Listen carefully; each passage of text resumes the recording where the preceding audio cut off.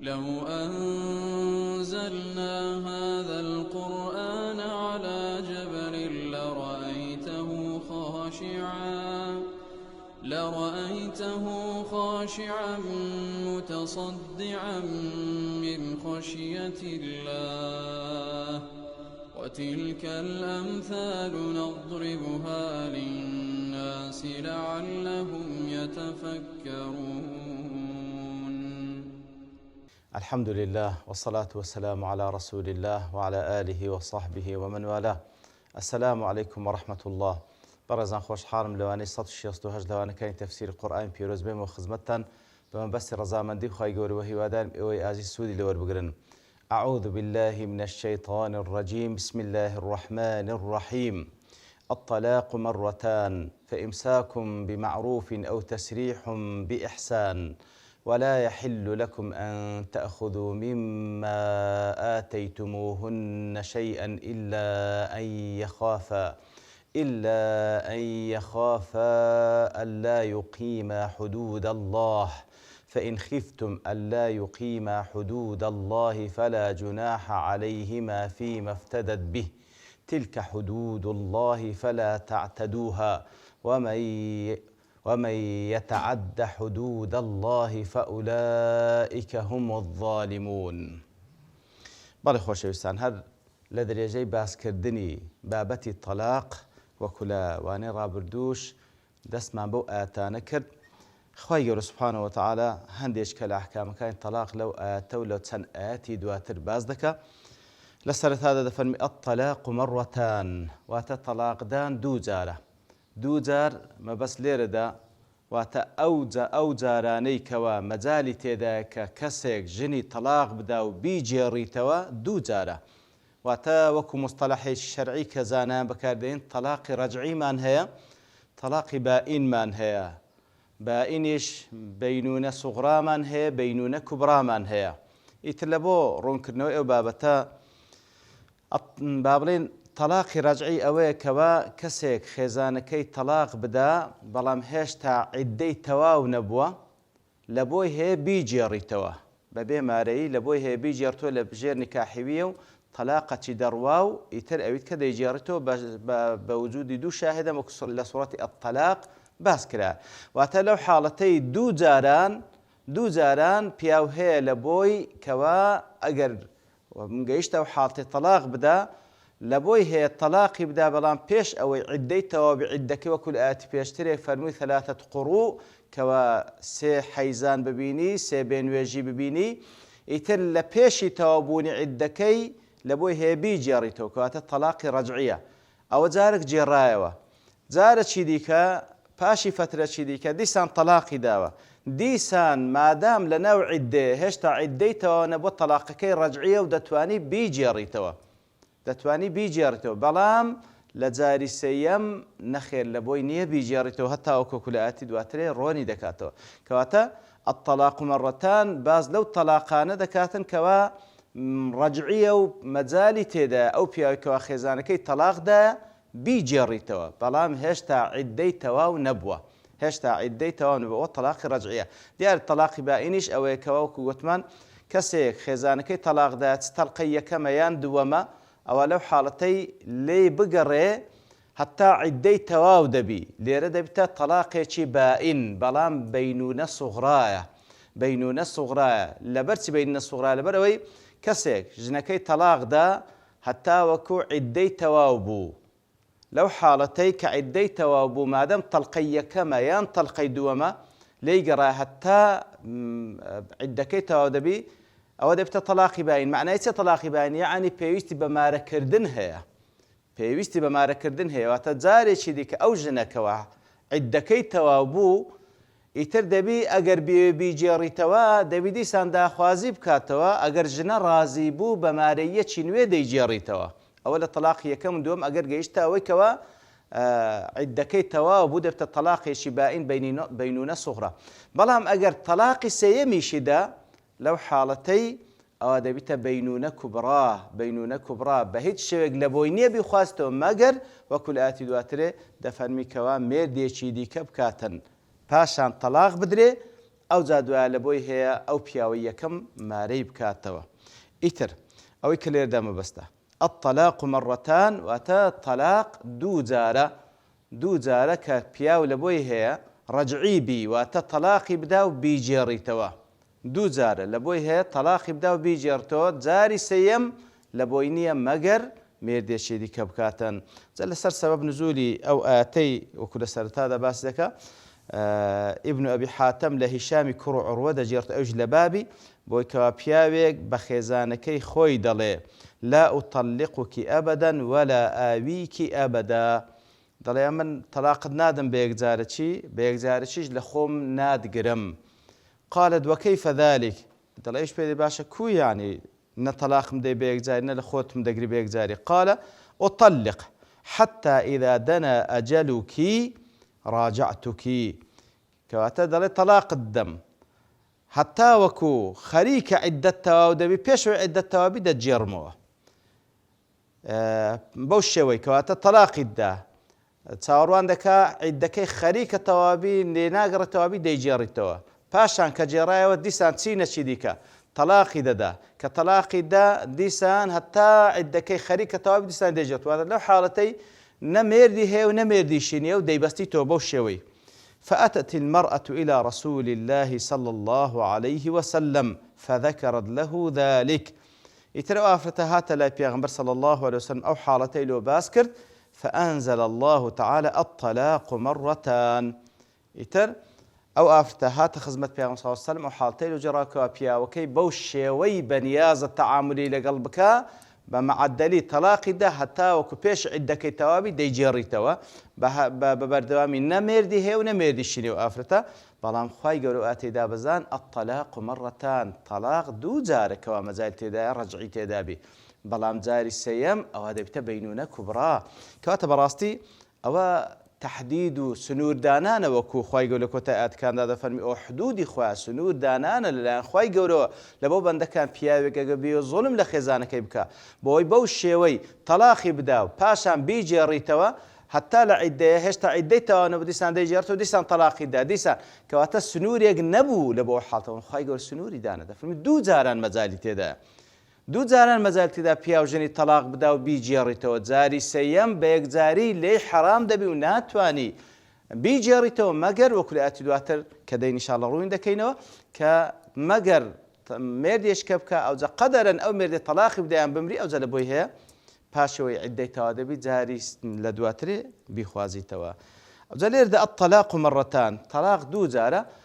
تەمان هەممان دەزانیکەوە تەلاق سێ جارە. تەلاق هەر پیاوێکەوە ژنێکی لە ژێر نیکاحدایە ئەو پیاوە سێ تەلاقی لەبەردەستە. لێ کوردەواری خۆمان هەر کە تووڕە دەبی دەیە سێ بە سێ تەلاقی دا. تەبەنەوە غەڵەتێک زۆر گەورە دەین ئینشاڵڵا باسی دەکەین. ئیتر باشە دلۆ لێرە باس لە دوو دەکا، بەڵێ لێردا باس لە دوو دەکەواتە ئەو دوو جاری کە مەجای جێڕانەوەی هەیە، بەڵام جاری سێ مەجال جێڕانەوەی نیە. لۆیە کابرا کە تووڕە دەبدێ سێ بە سێ تەلاقم کو مەقسەد دەوێت کەوا جارشکە نەیجێڕیتەوە پاشانش ئالێکسەر زۆربەی و پیاوانی کەواش دەکەن پەشمان دەبنەوە. بە هەر حاڵ کە لێرە باسی دووی کردە، بەڵام جاری سەیەم فەئیمساک بمەعروف و تەسریح بإحسان. هەندێک لە زانان دەفەرمون کەواتە ئەوە دوو جار مەجال جێڕانەوێت، جاری سێم تەواو بە قەراری نهایی بدە، یان بە تەواتی بیگری یان بە تەواتی دەست لێک بەردن. هەندێک دەزانێت دەفەرمون ئەوە دووەکە لێرەدا ئی سەیەم لە ئاەتی دوات فەئین طەلەقەها فەلا تەحیل لەهم بعد، کەواتە لە هەموو حاڵەتەکان بەڵێ تەلاق سێیە، بەڵام ئەوەی کە لێرە لە سەرەتای ئاەت کە باس دەکە الطلاق مرتان ئەوە باز لەو تەلاقە دەکە کەوا مەجالی جێڕانەوە هەیە، مەجالی جێڕانەوەی تێدا. جا لێرەدا الطلاق مرتان دوو جار.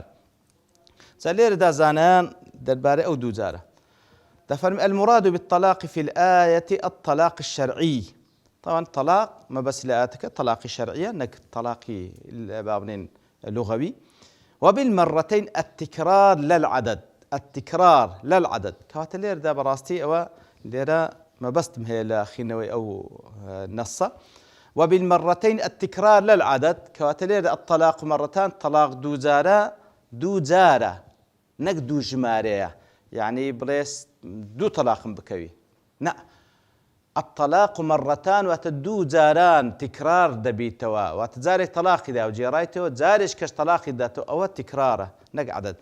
أي التطليق الشرعي تطليق بعد تطليق على التفريق دون الجمع والإرسال دفعة واحدة كواتا أي تطليق بعد تطليقه طلاق لدواي طلاق على التفريق جيابة دون الجمع والإرسال دفعة واحدة دون الجمع والإرسال دفعة واحدة كواتا ليردا أو طبعا خلاف يشي قولي بين علماء كاتي كوا كسك ئافرەتەکەی خێزانەکەی خۆی تەلاق بدە طبعا تەلاقی سنیمان هەیە تەلاقی بدعیمان هەیە تەلاقی سنیمان هەیە تەلاقی بدعیمان هەیە تەلاقی سنی خوای گەورە سوبحانەهو وتعالی تەماشا دەکەی لە بۆ با بڵێین بەردەوامبوونی کیانی زەوجی زۆر خطوتی دیفاعی دانایە بە هەموو شێوەیەک خوای گەورە لەگەڵ ئەوەدا کەوا ئەو دوو هاوسەر لەگەڵ یەکتری بەردەوام بن شیرازەی ئەو خێزانە نەپچڕێ چەندین سنووری دانایە چەندین خوتواتی دانایە بەڵام وەکو تازەش باسمان کرد کوردەواری خۆمان و لەوانەیە لە طبعا لە ناو میلەتایان دیکەش بەڵام ئێمە لە ناو میلەت خۆمان دەژین هەر لەسەر بەسیترین شت کە تووڕە دەبی تەلاق ددا یعنی نایەتەن خوتواتەکان کە بهاوێ بەڵێ تەلاق دەدا کە تەلاقیشێدا نەک یەک تەلاقی بدە سێ بە سێ تەلاقی بدە سێ بە سێ تەلاقی بدە لێرە موسیبەتش گەورە دەقەومی بەڕاستی سێ بە سێ تەلاقی بدە ئەوجا لێرەدا کەسێک کە بڵێ سێ بە سێ تەلاقم کرد هەر سێ تەلاقی دەکەوی یاننا دیارە لەو مەوزوعی خلاف لە بینی عولەما هەیە وەک گوتمان ئەسڵەن کە تەماشا ئاەتەکە بکەین باس لە مەڕەتان دەکا الطلاق مەڕەتان مەڕە گوتمان لە بۆ تکرارە تطلیق بعد تطلیق على التفریق بینهما کەواتە ئەسڵ وایە تەلاقی دەدا کاتێکەوە عیددەی هێشتا مایە لە عیددەی دەرنەچوو ئەوجا دەیجێڕیتەوە ئەوە تەلاقی سنیە کە تەلاقی سنی چێەوەی کەەوە خوای گەورە داینایە ئەوەیە کەەوە پیاوێک کە لەگەڵ خێزانەکەی هەموو ئەو خوتواتانی کە وەکو لە سوڕەتی ئەنیسائیش باسی دەکاتن کەەوە کوو پیا و هەڵسوکەوت لەگەڵ خێزانەکەی بکە ئەگەر لی تووڕە بوو ئەوە دیارە دایدەنێ نابی بگات حەدی تەلاق لە یەکەم خوتوە نە هەڵسوکەوت دەکات لەگەڵی ئەگەر هەر نەگەیشتە حەد ئەوجا تەلاقی دا کە تەلاقیشی دەدا ئەسڵ وایە تەلاقی سنی ئەوەیە کەوا یەک تەلاقی بدە یەک تەلاقی بدە هەتا عیددەشی لە بۆ دانایە لە خلالی عیددەشی دەبی لە ماڵی پیاوەکەی ببینێتەوە تەماشاکە لە ناوەمە چەند دوورین لە شەرعی خوای گەورە هەر کە تەلاقی دا یەکسەر دەبی لە ماڵی پیاوەکە بستە دەرەوە بستە ماڵی مێردی خێروا بستە ماڵی بابی وانییە و زۆر غەڵەتە وەکو لە سوڕەتی الطلاق باسی دەکاتن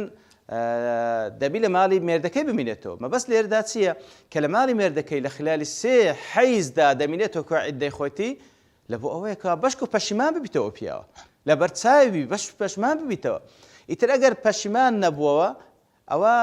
دەبیتە تەلاقی بینونەوەکو باسمان کرد ئەگەر پەشمانیش بووە لە خلالی پێشەوەی ئەو عیددەیەتەوە بجێڕایەوە ئەوە لە بۆی هەیە بیجێڕیتەوە بەڵام تەلاقش دەڕوا هێشتا دوی دەمینێ هێشتا دوی دەمینێت تەلاقی سنی ئەوە یەک تەلاقی بدە پاشان بیجێڕیتەوە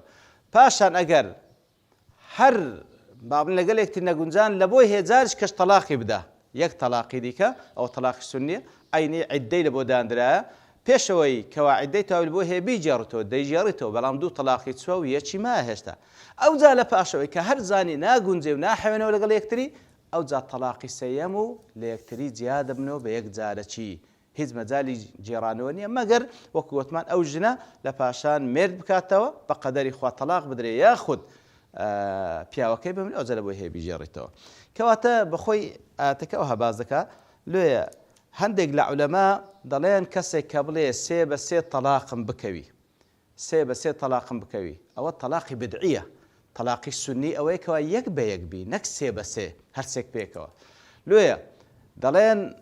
مەسەلەی کەسێکەوە سێ بە سێ تەلاق بخوا چەند حکمێکی لەسەر دنیا خود عولەما لە بینی خۆیان چەند ڕەئیەکیان هەیە هەندێک دەڵێن تەلاقی سێ بە سێ حەلالە و هەروها هەرسێکیش دەکەوی هەندێکیش دەڵێن نەخێر ئەو شێوازە سێ بە سێ تەلاقدان حرامە و هیچیشی ناکەوی ئەوە دوو ڕەئی هەندێکیش دەڵێن حرامە بەڵام یەک تەلاقی دەکەوی حرامە ئەو شێوازە تەلاقدانە بەڵام یەک تەلاقیش دەکەوێت ئەسڵ وایە یەک تەلاقی بدە کاتێکەوە دەڵێ سێ بە سێ بەڕاستی ئەوە خلافی سنەتی پێغەمبەر خلافی قورئانی پیرۆزە ئەوجا ئەو ڕێیانەکەوە زانان هەتێ دیارە هەندێک لە زانایان هەرسێکی دەکەوێنن دەڵێن فعلا سێ بە سێ تەلاق دەکەوێت لەبەرەوەی بە سەراحەت ئائیممەی ئەربعە ئائیممەی مەذاهیبی ئەربعە هەر ساریان دەڵێن